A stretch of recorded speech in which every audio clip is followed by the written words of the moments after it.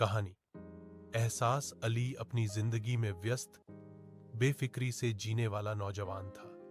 न उसे किसी की तकलीफ का अंदाजा होता, न ही वह दूसरों के लहजे का वजन समझता था। उसे लगता था कि जब तक मैं खुश हूं सब ठीक है। एक दिन वह बाजार से गुजर रहा था। बारिश होने वाली थी और हवा तेज चल रही थी। एक बूढ़ी औरत सड़क पार करने की कोशिश कर रही थी, मगर हाथ में बोझ और आंखों की कमजोरी के कारण वह संतुलन खो रही थी। अली तेजी से गुजरा और उसके करीब से ऐसे निकल गया जैसे वह उसके रास्ते का एक आम पत्थर हो।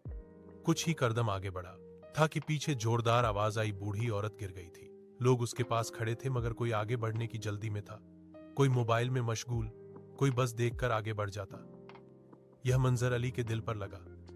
वह भागकर औरत के पास गया, उसे सहारा दिया, पानी पिलाया और धीरे से कहा, अम्मा जान, आप परेशान न हो, मैं हूं ना।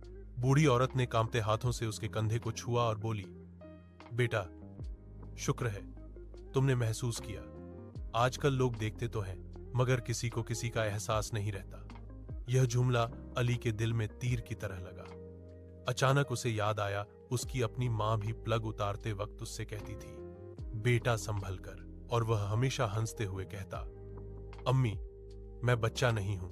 लेकिन आज इस बूढ़ी औरत ने उसे वह सबक दे दिया जो जिंदगी भर कोई न दे सका था। अली ने पहली बार अपने दिल में एक नरम एहसास महसूस किया, दूसरों के दर्द को समझने का, उनकी मुश्किल को अपने दिल से महसूस करने का। उस दिन के बाद अली की जिंदगी बदल गई। वह हर व्यक्ति के साथ नरमी से बात करता, किसी को गिरता देखता तो दौड़कर पकड़ता, किसी को थका देखता तो मदद कर देता, किसी को